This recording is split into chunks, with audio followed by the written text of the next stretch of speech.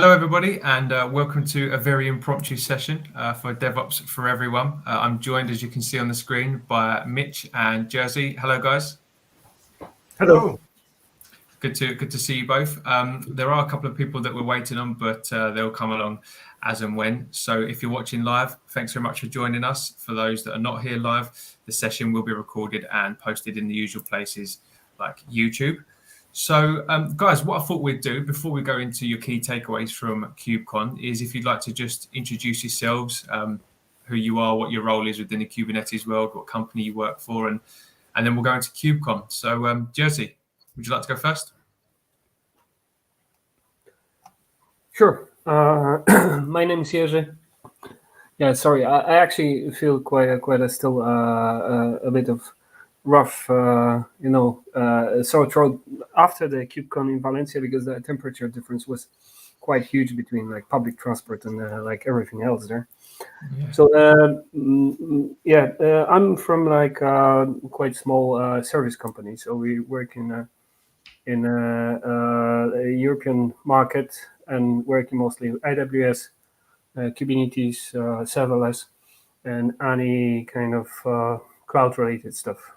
So yeah, my role is CTO, so I'm actually in charge of building the team and getting the technical vision implemented. Brilliant. Thank you for that. Hey, Ricardo, how you doing? Hi, hello. How are you guys? Good, thank you. Good. You haven't missed anything. We're just doing introductions, so you're all good. So, Mitch, do you want to give a brief introduction of yourself? Sure. Yeah, my name is Mitch Connors. I'm a software engineer at Google, joining you from sunny Seattle, Washington. As you can see, it's very green, but also very overcast and rainy outside today. At Google, I am the user experience lead for the Istio project, and that's what takes up my time day to day, and that's what brought me to KubeCon. Brilliant, interesting. We'll get into a bit more of that a bit later on, actually. And Ricardo, perfect timing. Would you like to give an introduction of yourself? Yes, of course. So my name is Ricardo Castro. I'm currently the lead SRE at Enova, which is a company that provides solutions in the industrial IoT space. I'm currently in Switzerland because I'm going to attend Devops Days Zurich tomorrow. So that's why I'm not in my usual setup. And it was my first time at KubeCon this year. So I'm very excited to discuss a little bit about it. Fantastic. So, guys, all three of you were in attendance in KubeCon in Valencia. Yes. Yeah. Yes. Perfect. So what I thought we'd do, really sort of high level key takeaways from KubeCon. I've had a few conversations with people who were there. Bart, who's also with us as well, but on audio for the moment, he was there telling me how good KubeCon was. But overall, Mitch, I'll come to you first. What was one of your key takeaways from KubeCon? I'll cheat a little bit and give two. One, KubeCon is back. And in LA in the fall, KubeCon was not sure if it was back or not. Like there were people in person, but it was a very muted event. A lot of the venues sat empty during the breakout sessions and things like that. At Valencia, it was packed. There were at least 3 different breakouts that I tried to attend, and I was not allowed in the door because they had filled the room to capacity. So it was great. I mean, it was sad to miss those breakouts, but it was great to see the event back in full swing, everybody jumping in with both feet. And I think the thing that ruled the day in terms of breakouts and conversations occupied people's minds was sustainable DevOps. How do we get all of these open source tools that we have been investing in and been using? How do we make sure that we can keep them working, our day 2 operations, without burning entire teams of engineers, keeping them up to date? Everybody was talking about that. There are a lot of great solutions out there for it, and I was excited to hear the conversation. Brilliant.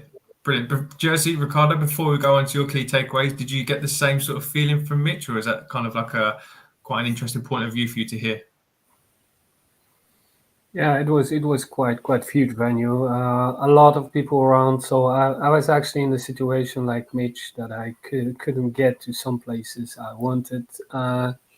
It was huge. Although AWS event a week before in Berlin was twice as big, but it didn't look that huge like here. Yeah, I had a similar experience to Mitch. So there were a few breakout sessions that I also tried to attend to that was packed.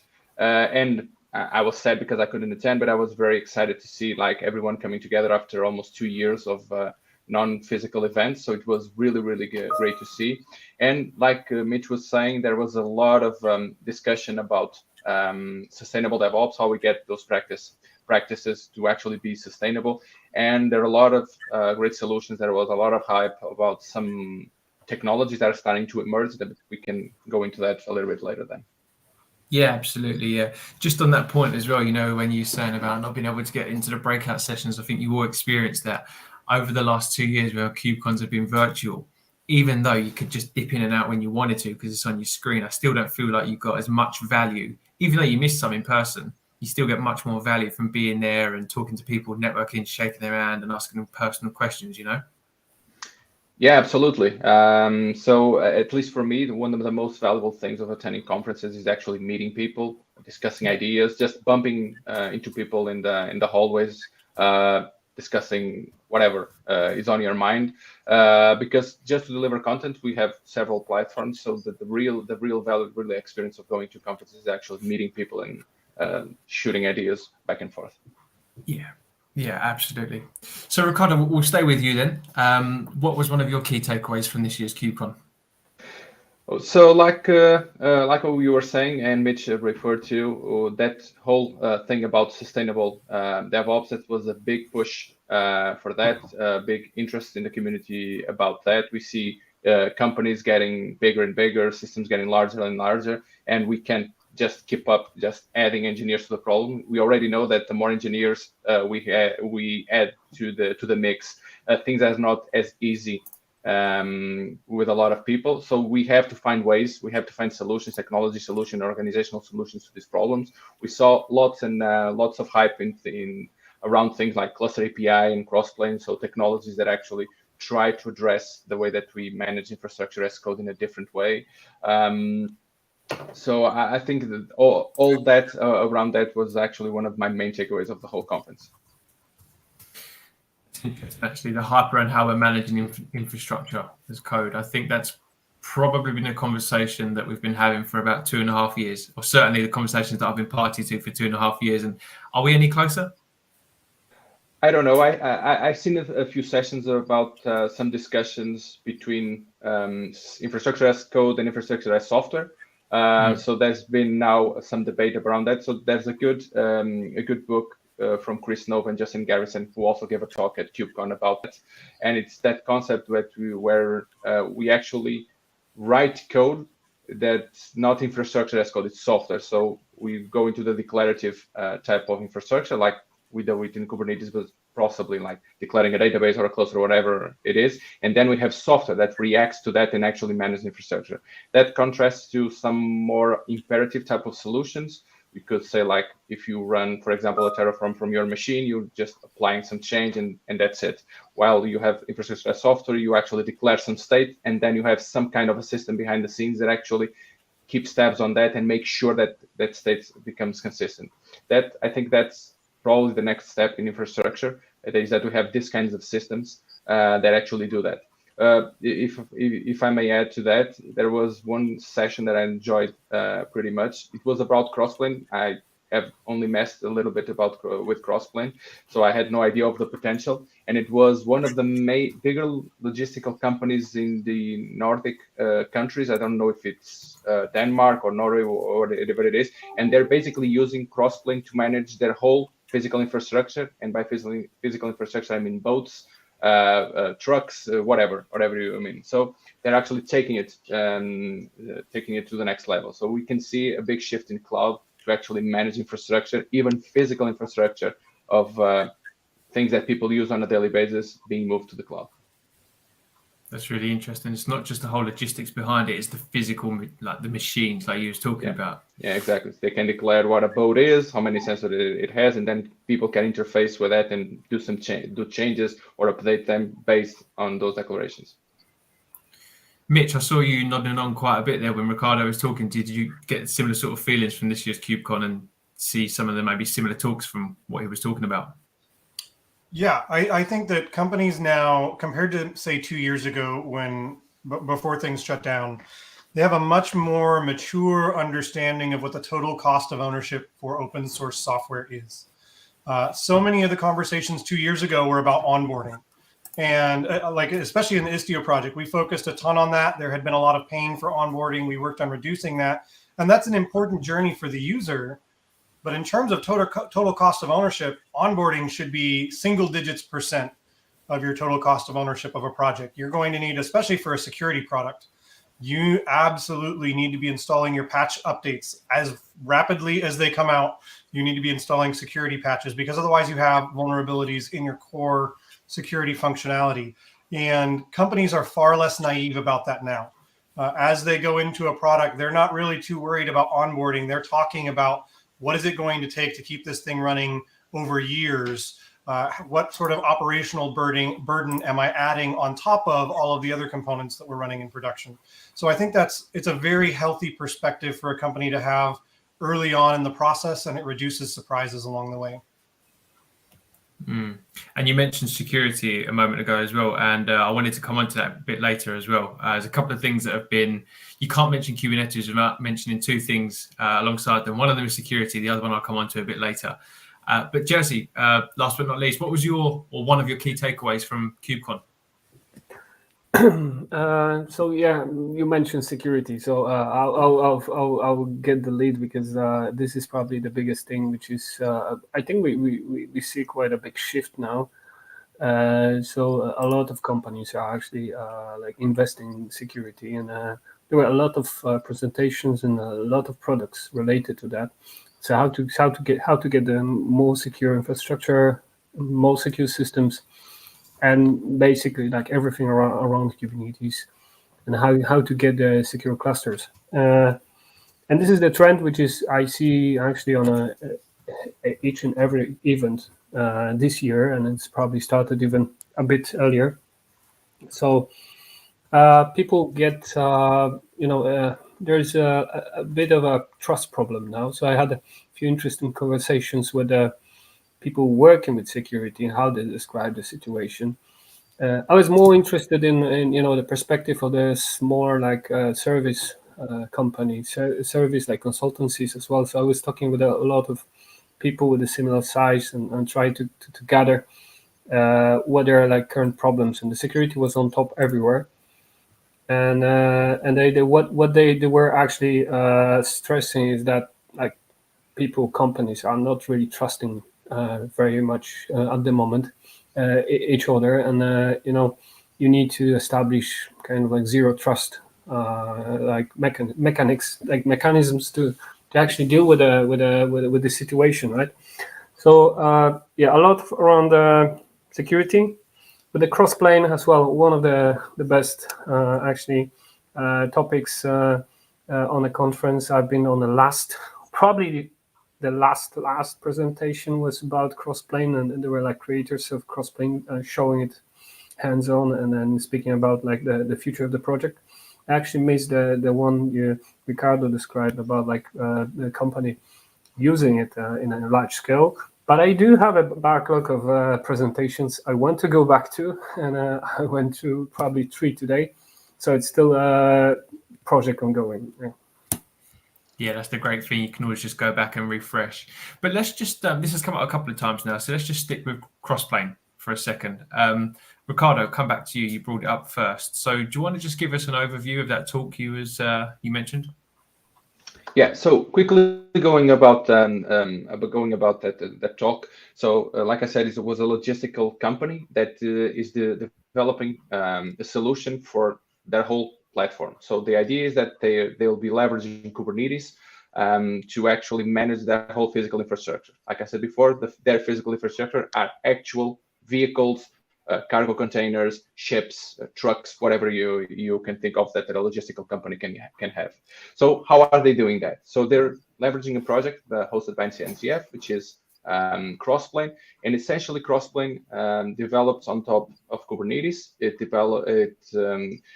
with Crossplane, you can define a set of resources using custom resource definitions that then can have controllers behind it that can actually act on physical infrastructure. So imagine that you specify a container, and that the container can have like a temperature sensor, a pressure sensor, whatever, a light sensor, whatever it is.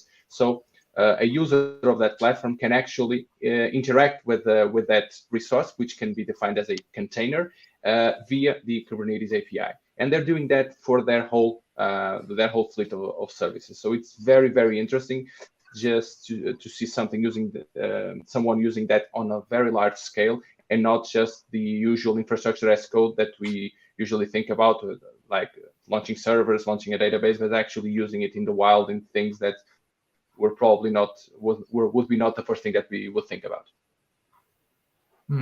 Okay, Mitch, what about you? What's been your experience with Crossplane? So my experience is that I Googled it just a couple of minutes ago to try to catch up with these other guys. I'd heard a little bit here and there about it, but I hadn't really dug into it. If I'm understanding this right, does that mean if I've set up Crossplane with a physical infrastructure company that I can kubectl apply a boat? Yeah, so that's basically the idea. It's the same thing that when you define a custom resource definition, that you define what Mitch is, and then you can do kubectl Mitch and upgrade whatever it is. It's the same thing.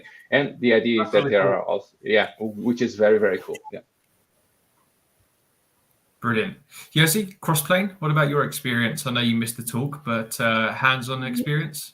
Yeah, so I don't really have too much hands-on experience. I've installed it and tried to play with it. So I would maybe limit myself to managing infrastructure, so maybe cloud resources rather than boats.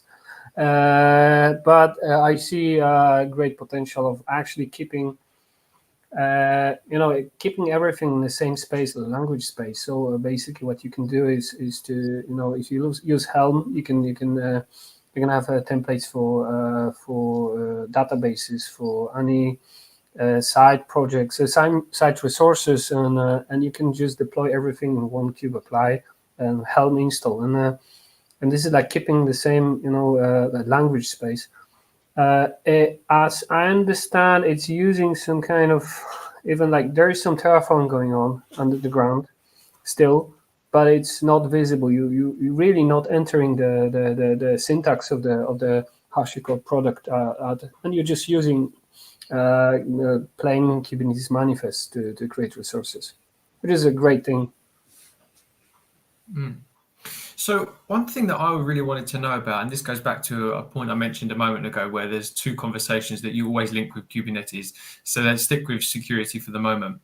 What kind of things from a security perspective really stood out at this year's KubeCon? Mitch, I'll come back to you. I think it seems like every time that I go into this conversation, we highlight again, open source is the path to secure software. That was a conversation that was really active in enterprises like 15 years ago. We want to adopt open source, but how can we really trust it? How can we really trust that it's secure? Fast forward to today, and the conversation's been turned on its head.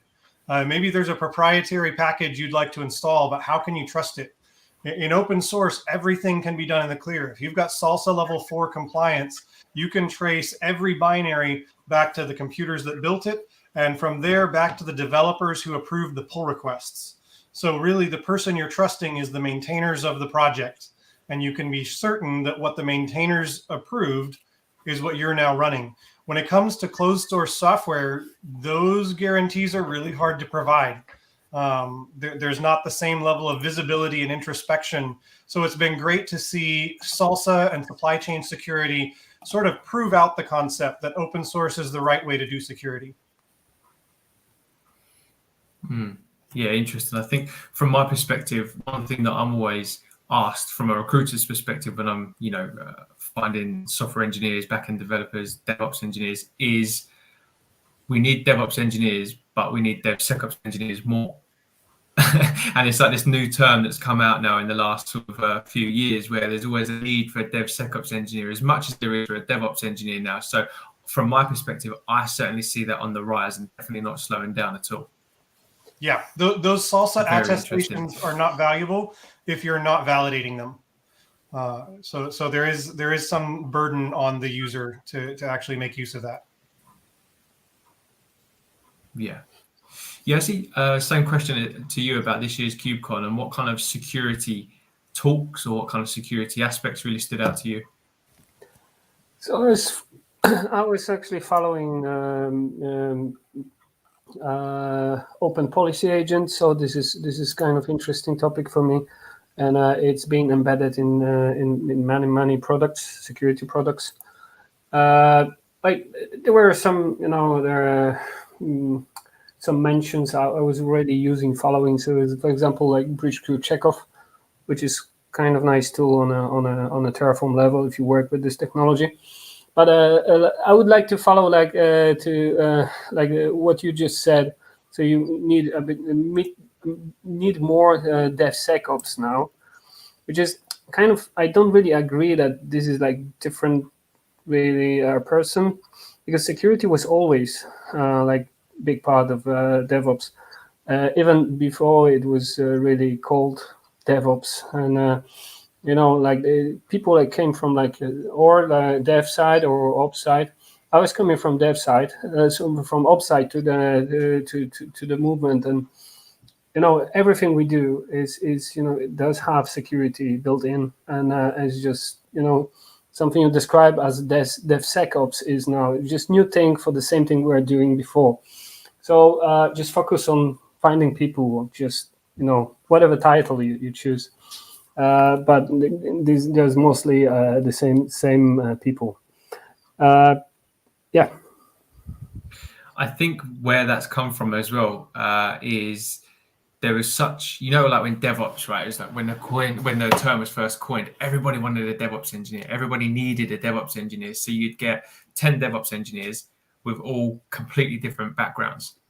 Some of them would never have worked within a kind of security mindset. Some of them would just never have been a DevOps engineer per se, but they got given the title because it was, the new way to move forward. So that's where the lack of security knowledge, I think, comes from, is that there's this rush for for DevOps engineers, and it's been the not focusing on the security aspect, which has kind of left companies really feeling the pinch now, thinking, okay, now we need some security guys, but rather than getting a security architect, let's get a DevSecOps engineer and merge the two so we don't have to pay two salaries.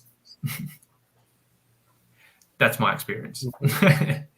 Ricardo, what about you? Security perspective from KubeCon this year? Yeah, so I would like to double down on what this gentleman just said. So I think you see a lot of focus on doing things in the open, so providing tools in the open source space. I went to a bunch of booths like Sneak and Aqua Security and whatnot, and they all have offerings for enabling people to apply security early on. We also see a lot of focus on open policy agents. So I saw a couple of talks about that, and I think we're seeing a shift in the industry of trying to make security easier, even if people don't understand the fine details of what's been going on. We have the assurance that it's being done in the open. So we have very smart people looking at those things, and we are lowering the barrier of entrance so that DevOps engineers need to know, for example, just because we're talking of the title of DevOps engineers that I'm not really fond of, but it is what it is. We're lowering the barrier for engineers to actually adopt best practices in an easier way. So I see that as very encouraging because, like Jevzi was saying, we need to actually focus on security from early on. And we're seeing in the last few years some very bad things happening in the wild. So the lower the barrier of entry for people to adopt security practices early on, the better. Yeah, absolutely. So the second thing that I wanted to talk about that, in my opinion, goes hand in hand with security and conversations I'm having these days, especially on DevOps for Everyone when I'm interviewing kind of founders and CEOs, is cost optimization. So cost optimization is probably as big, if not maybe slightly more of an important topic at the moment, certainly with the people that I'm talking to. So was that a real theme at this year's KubeCon? Mitch, come to you, cost optimization. I did hear people talking about cost optimization at KubeCon. It's not a topic that I've spent a lot of time thinking about, but I do think that given sort of the global economic headwinds that we're facing right now and the potential for them to get much worse over the next 6 months, it could become a very front and center topic over the next 6 months. Yeah, and when it becomes kind of like such a hot topic, cost optimization, is it just because companies don't understand how to control their cost when it comes to all the different complexities of Kubernetes, do you think? Yeah, that's a part of it. I think that, like at least from my perspective as a software engineer, it is extremely easy for me to spin up a cluster to run an experiment. Maybe just like 4 nodes, 4 vCPUs each, not a big deal. And then 2 years later, I get a ticket saying, "Hey, are you still using this cluster?" And I haven't touched it in that time. So finding ways that it's easy to spin up that infrastructure. We can't put roadblocks to development, but that it's easy to spin up that infrastructure in such a way that it won't live indefinitely, that it will naturally scale down over time, maybe scale to 0 nodes, holding all of my config so that I can turn it back on. There's a number of ways to do that. But I think from a developer perspective, that's going to become increasingly important so that I can't accidentally spend $10,000 of my company's money. Yeah, and you've got, like you say, a 2-year lease and you don't even know it. Yeah. And it's costing you a fortune. Just going to welcome in Bart. Hey, Bart. Hi, everybody. Sorry for being late. Not a problem. How you doing? Good. Good to be here. Good stuff. I know you've been listening in on the audio, so you're well up to speed, yeah? Yep. Cool stuff. We're talking about cost optimization, and Jerzy, I wanted to come to you next. Was cost optimization a theme that you came across at KubeCon? Oh, yeah, yes, it was mostly connected with observability. So tooling around, in general, what happened in your infrastructure, and like cost was a factor. So there were like projects which were actually taking into like cost as a valid piece of like valid problem in a not only Kubernetes but in cloud basically. And I see it. It's quite a big topic from my clients. Where like 50% of the clients coming to me, they're talking about, okay, can you do something about like the billing, decreasing the cost, because for some reason they feel it's cost them infrastructure, Kubernetes, and like everything around like the infra is costing too much, but they really don't know why. And big part of it is make it visible. So you talk about like teams, so how to make it visible to business people, so they actually can like make a proper decision. Okay, do we need these projects still be going? Does this team spend too much? Maybe someone's left a cluster for 2 years, not using it anymore, right? So these things are definitely maybe less on a public speeches, more on a private talks. So Jerzy, you're the co-founder and CTO of Devops. Did I say that right? Yes. Yeah. So do your customers come to you, I assume, with a whole host of problems, but is cost optimization a more common problem that customers come to you with? It is. Especially that because we work in a small, medium-sized companies, right? The bigger companies are more like they have more process in place to actually stop the unnecessary cost growing. But small companies and mid-sized companies, they usually don't have expertise in this field. So they start with like great flexibility. They can like do whatever they want, and then after some time, like the bill comes, and they have a problem. So I would say it's usually like first or second priority from the client coming to actually focus on a spending. So it's first or second. Does that mean the other one is security? Well, security and to be honest, like the last half a year was mostly under the topic of cleaning the infrastructure as a code. So keeping, let's say, Terraform like making great again, or removing it, because like people were like in the small teams, when you don't have really like systematic approach, it's really, really easy to make a mess of it. Yeah. Okay. No, fair enough. And Ricardo, same question, cost optimization. What are your thoughts on it from KubeCon? Yeah, we definitely saw some discussion around it, although I think it wasn't that big of a topic like the ones that we were seeing and that we talked before. But it's actually quite interesting because I see that being discussed more and more within my colleagues going at some conference.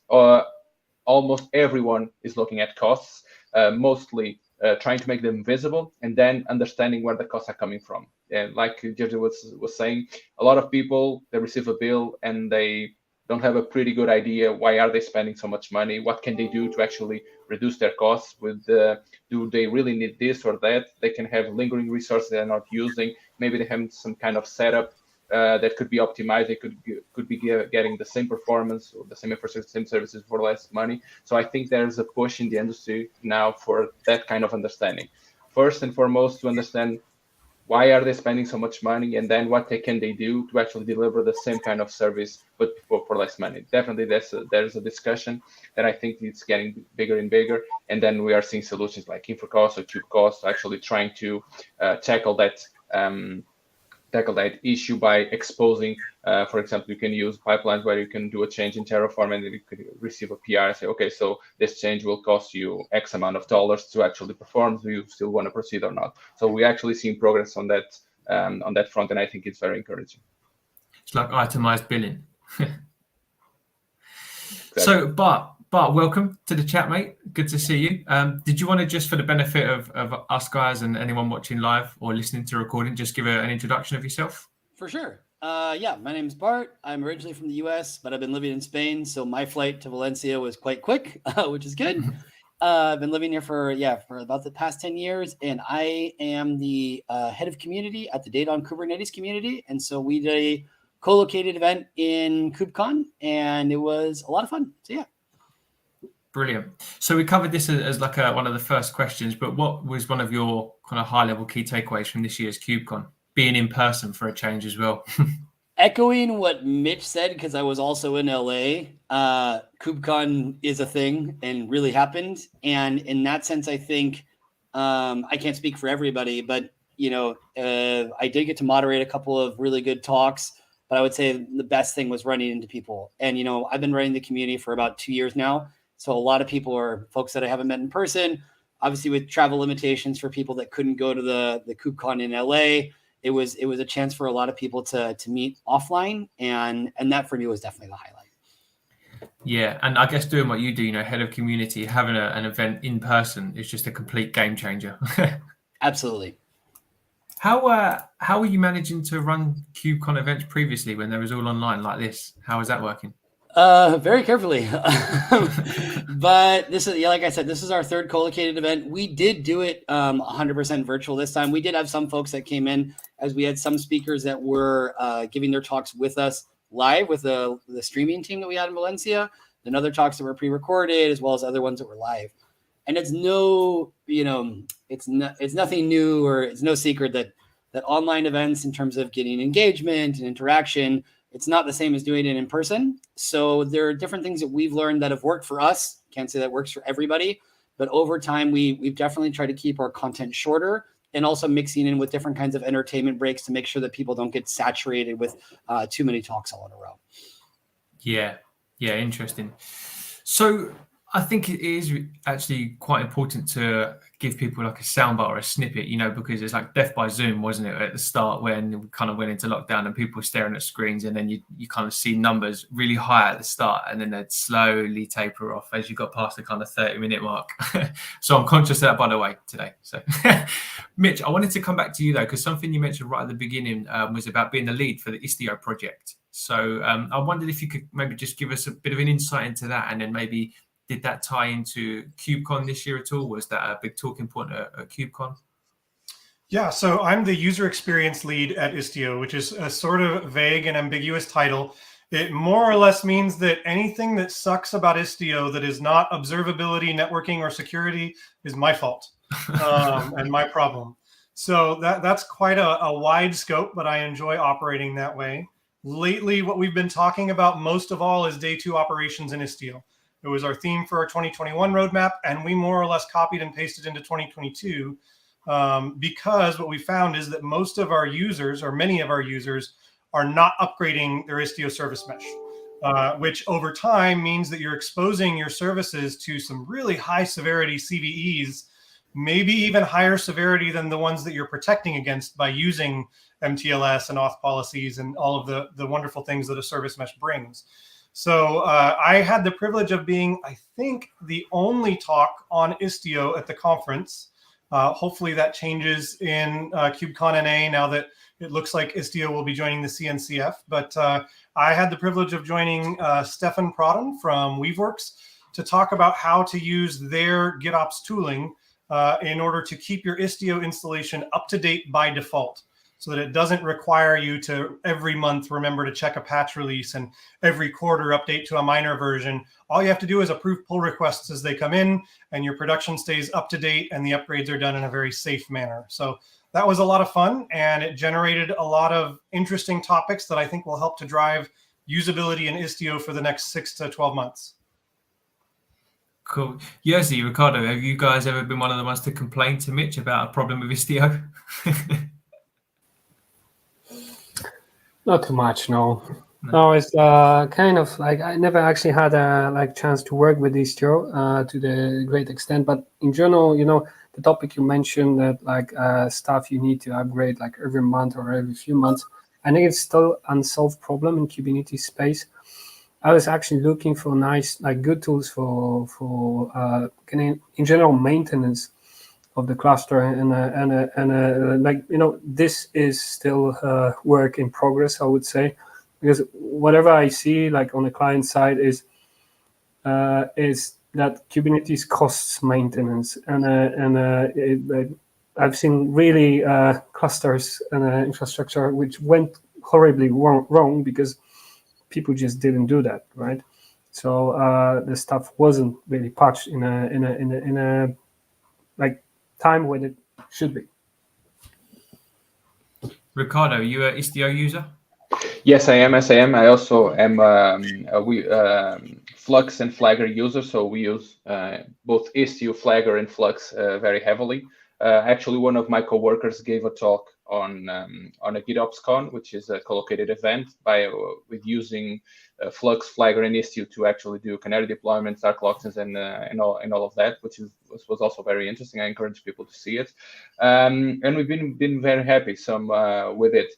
So far, like Mitch was saying, we've been keeping our Istio updated. We need to put that into a more an automated fashion.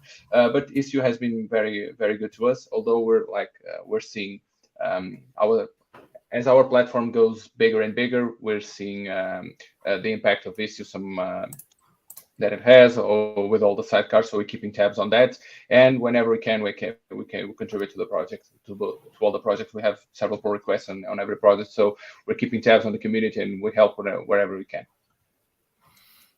Ricardo, just to stay with you, you mentioned something a few moments ago where what you said one of your key takeaways was some exciting new projects coming out from KubeCon. That's what you found. So what kind of projects? So definitely there was, like we've just said, there was a big hype around Crossplane. I think Crossplane has been in the mouths of a lot of people, but it's like when Kubernetes showed up or when Service Mesh showed up, it seemed like everyone was using it, but in reality, no one was using it, or a very limited group of people were using it. So this kind of a shift from a software as code to a software as infrastructure as software approach seems to be getting some traction, and projects like Crossplane, like Pulumi also has an operator that actually works with it. You can actually operate Terraform in a similar fashion. So I see a push on that front. There was a very big hype around Cluster API. So Cluster API it's an API from Kubernetes that allows you to launch other API clusters. I actually saw a talk from someone from DI2Q, I don't remember the name, where they, sorry for butchering the company's name, I completely forgot the name of the company, but it was an interesting talk where they were using Cluster API and Flux to actually launch and provide thousands of clusters. So they used like a management cluster, and then via the Cluster API, they will launch a bunch of other clusters that would then, via Flux, would automatically configure themselves. So we're seeing a lot of those day two operations start to actually come into place. So people actually are starting to get to grips with day one operations. So, okay, so I know how to basically launch my infrastructure. I have some kind of infrastructure as code. So that's fairly easy to me at this point, but now I'm starting to struggle with digital operations. So there was also a lot of focus on that, and we saw this more than some of new technologies, but now a lot of this bundling of several technologies to try to achieve bigger things. Bart, anything to add to that? Anything that's come out of this year's KubeCon Valencia that you was quite excited about that you maybe hadn't heard about before? In terms of the stuff that was mentioned already, software supply chain, I know Mitch was talking about that. In terms of the transparency offered by open source software that in the past, perhaps there was a lot of suspicion about, but now when you see the kind of stuff that's going on there and the caliber of the folks that are working on it, they're just really, really impressive things that are going on in the space.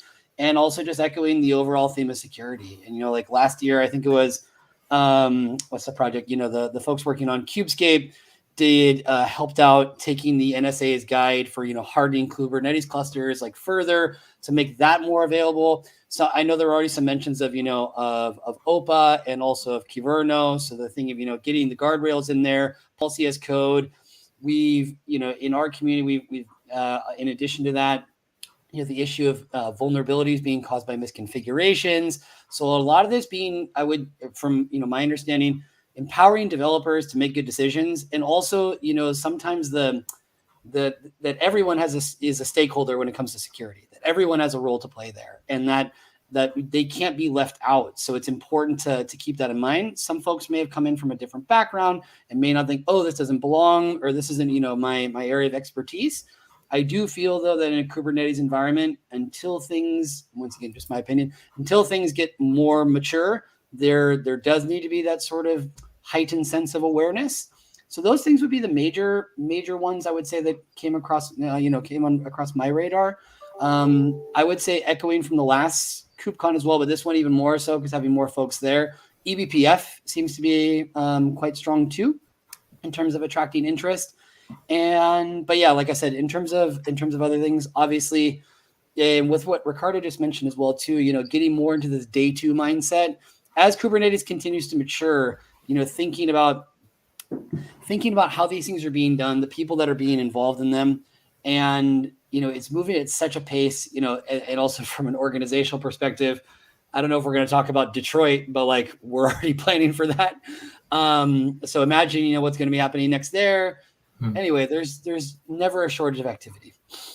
Yeah, I'll come on to Detroit a little bit later as well. But yeah, Mitch, anything to add to what Ricardo and Bart have already said? New projects coming out of KubeCon? Well, I had the privilege of over the last few months of working with the Open Feature Flag group. I don't think it was named that at the beginning, but this is a group of engineers from across the industry who have worked on various feature flagging solutions, and they want to come up with a consistent API. And what was interesting, what was uniquely KubeCon about this is I had not been able to get really involved in the community. I'd been lurking. It was interesting to me, but I couldn't see where to jump in.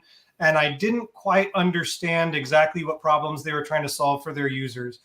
But within 5 minutes of meeting up with all of these guys at KubeCon, everything started to click. It was clear why we were doing what we were doing, and it was clear how I could have a role and move the project forward. So it's still in its infancy. I think it was just announced at KubeCon. We're hoping to have a little bit more maturity by the time Detroit comes around. But yeah, there's nothing quite like being in person with your collaborators to really crystallize how you can provide value to a project. And Jesse, finally coming to you. So I was more probably speaking with people than following a lot of presentation. I actually probably seen only a few on live event, but from the conversation I got a few interesting projects. So one of it I actually wasn't aware it was like Polish project. Like a guy from Poland was I think is top maintainer of Nuts. Which is kind of an alternative for Kafka, and this is something I'm actually. I had a 15 minutes conversation with him, and he sold it to me completely. And this is something I'm definitely going to try to use. And in some places where I see the clients actually don't need full Kafka, they can use something like a lot more, lot simpler.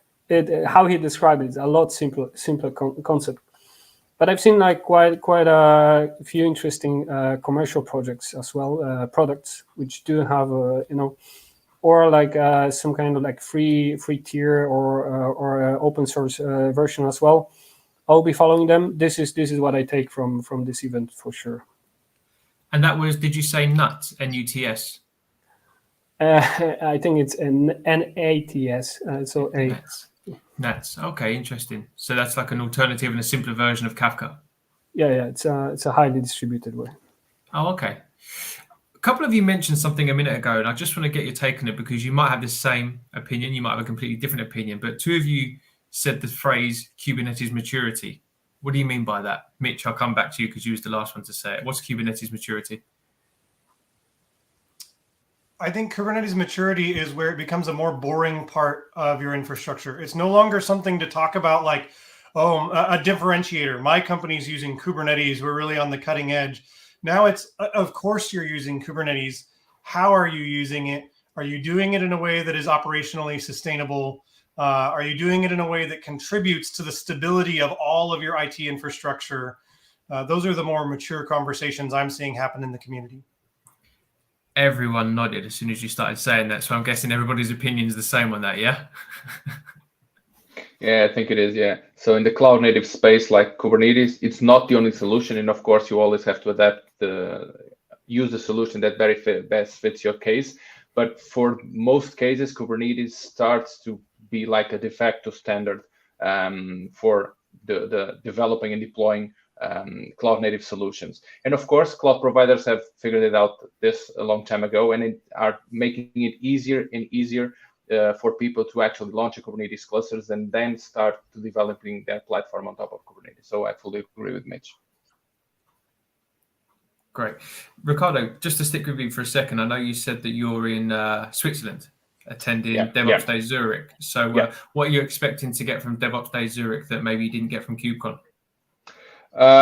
So the DevOps Days concept is a little bit different from conferences like KubeCon, or these are smaller events. It's actually the first time that I'm going to deliver a workshop at an international conference. I usually deliver talks, so it will be an exciting opportunity for me. But I usually like these kinds of events of small because you have more opportunity to meet with people that have and their day-to-day problems. So they're usually smaller environments. You have an opportunity to meet with more people that have more time, and they are usually there to actually try to talk with people and find solutions to the problems. The problems with KubeCon are awesome, but most of people don't go there because they have a specific problems or a specific set of problems that they want to go there and say, okay, so I have this problem with this, this, and this, and this type of events have. And then usually DevOps Days always also has this type of event where they do the open spaces where people can just propose topics to talk about problems that they're having, topics that they want to talk about. And at least for me, it's one of the most fun parts of the conference where you could just sit down, and it could be whatever you can imagine. It can be something like, I am having this problem with Kubernetes, so I don't know what the difference is between SRE and DevOps. Can you help me out? So people just go there and talk about it. So I think it's very interesting. It's a very interesting format, and I really enjoy this type of interaction. Yeah, that's really interesting because I know KubeCon is a beast of an event. So having something a bit more intimate might be actually a lot more beneficial to get your direct questions answered. But you're a perfect person to ask that question to. You go to more events than I have dinners, I think. So what kind of cool events like that, like more smaller, intimate events, would you recommend for someone in the DevOps or Kubernetes world? Good question. I definitely, along with what Ricardo just mentioned, that if I learn a takeaway for me from KubeCon is that in the next one I don't want to get to the point where every single meeting I am going to have needs to be planned, but to know as much as possible to try to set up times, because it got chaotic and for example, I didn't get to meet you three wonderful folks while we were all in the same place. So like I said, I think I'll try to be a little bit more proactive in that sense. Having just been in Holland last week for an event with Full Stack that was focused on Kubernetes at the edge, there were 250 people, but there was also a lot of times for, I would say, outside they had Raspberry Pi clusters, almost like a sort of Kubernetes arcade where you could go on and do some hands-on kind of things. and it wasn't really there wasn't like any kind of vendor focus. So that was nice to see. Also, the hands-on labs that we've done in London, those have been good. We'll be doing another one at the end of June. Just encourage people, depending on their comfort zone, depending on their comfort level. Like we have folks in our community that are in China who right now cannot meet in person, so they're going to be using a virtual format for the time being. But I do think that for those of us who can get out there and attend a meetup, and like you and like what Ricardo was saying. If you have a specific problem, like this is the place to go get it addressed. People will be really excited to help you out. Like they'll be there. You're going to have a space there. Like you were saying, also other kinds of formats will have a little bit more open. Also see that with KubeCon as well too. If you have the time, if you get the chance, also check out Cloud Native Rejects, because a lot of people that send their CFPs maybe didn't get accepted for whatever reason, and that's a dynamic space too. But in the meantime, we got KCDs coming up in Berlin, I believe, in the next month. So anyway, other things that will be happening. There's plenty to be going on. But like what Ricardo said, first be thinking about the questions that you want to have answered, the problems that you want to have solved. And then based on that, you can probably figure out which format's going to be best for you. And Mitch, working at Google, the birthplace of Kubernetes, do you have kind of like a mini sessions, or do you have kind of a mini events that go on within the business regularly that could actually cater to more of an intimate kind of session? We did have events like that back when we had events. I can think in particular of a summit for the Istio team that was held in Sunnyvale, where we invited a lot of the teams that were Istio adjacent. So there was a lot of participation from Kubernetes networking. There was a lot of participation from the Knative team. And that cross-pollination was really fantastic. I don't think we've found a good replacement for that in terms of virtual events. And Google is not yet quite comfortable with travel and large in-person events. You notice at KubeCon, there was no Google booth. We had instead an orange juice stand, which was delicious, but probably not quite as valuable to those looking for help with their Google Cloud solutions. So I'm hopeful that within the next 6 months, that travel ban will lift internally, and we'll be able to participate more wholeheartedly at Detroit, and then also to begin to restore some of those internal events where you can cross-pollinate. It's unfortunate that it hasn't happened over the last 2 years, because it really is amazing to work someplace where you've got leaders from dozens of different open source projects just an arm's reach away. I look forward to getting back to that. Yeah, so we'll stick with you for a second, Mitch, and everybody's, I think, mentioned KubeCon North America. So is everybody going to be attending that, or is that a bit difficult logistically? Or I'm planning on attending. The public service announcement, the call for proposals closes this Friday, which feels incredibly fast after EU. I'm still catching up from jet lag, but I'm going to have something put together by the end of the week. Cool. So what is it? This would actually be a nice place to kind of round this off. So we've talked about KubeCon. I mean, we've been talking for nearly an hour already, and I'm sure we could talk for another hour about KubeCon. But to bring it full circle, what is it, Mitch, stay with you, that you're looking forward to at KubeCon North America? I think more of the same. More user conversations, more adjacent project conversations, like the one, the Weaveworks conversation that led up to my presentation at KubeCon EU, that started at KubeCon NA in Los Angeles. So having that sort of entropy where you bump into people who are working not on Istio, but on projects that are relevant to Istio, or to which Istio is relevant, and you work together to produce something to make that integration even better. I can't get enough of that, and so I'm looking forward to it in Detroit. Good, not having to travel so far. Yeah. Yassi, will you be attending North America? I don't know yet, to be honest. It really depends on many things, but yeah, it's tempting.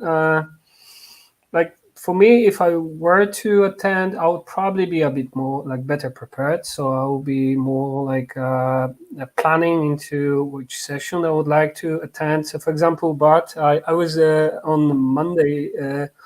Trying to get into data and Kubernetes, and I found out on a place that it's not going actually inside, in person.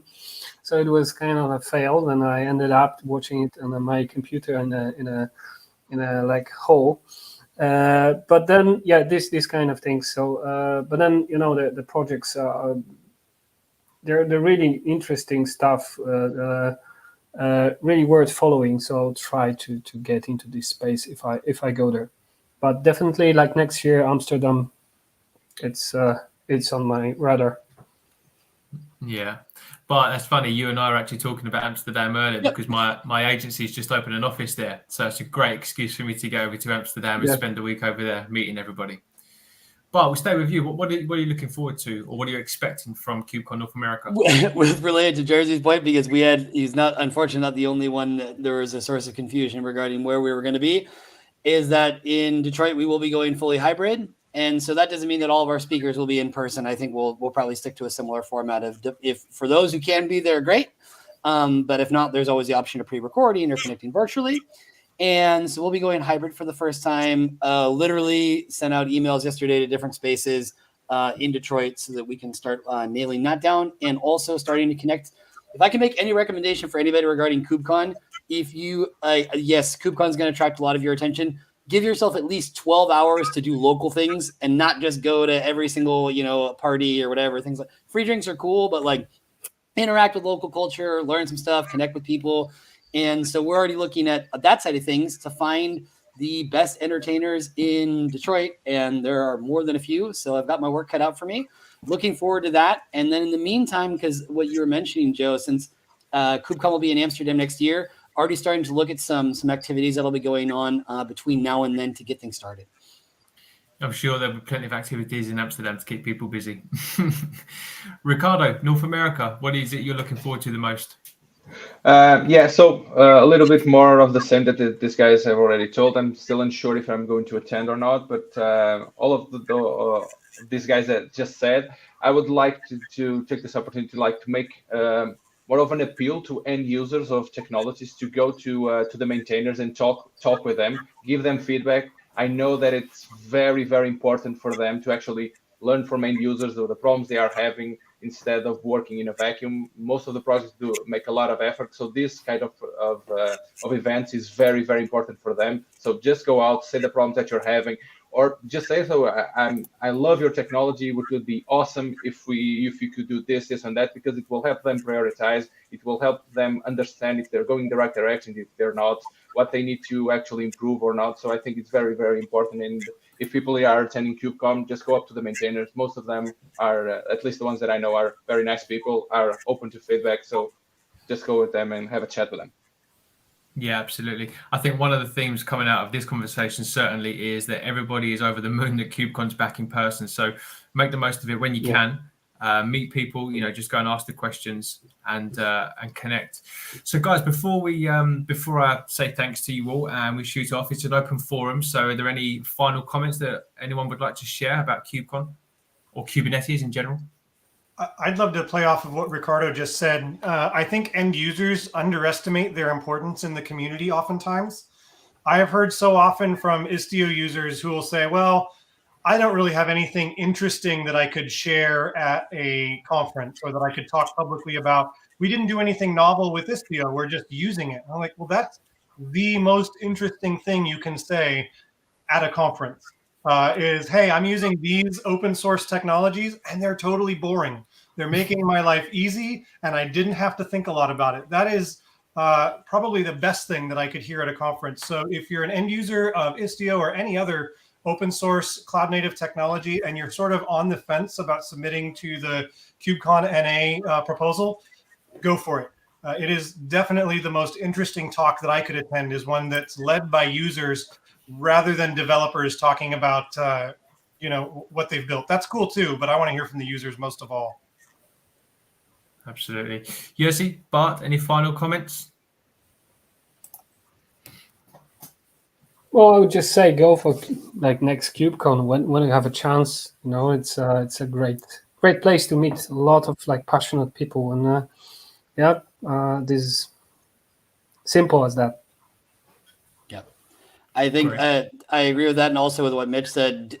For anybody, particularly end users, do not sit in silence. Your voice is very much. People really want to hear that, and a lot of times folks are really working really, really hard and not getting any feedback, so they're not sure if they're doing things right or not, and it can be really, really frustrating.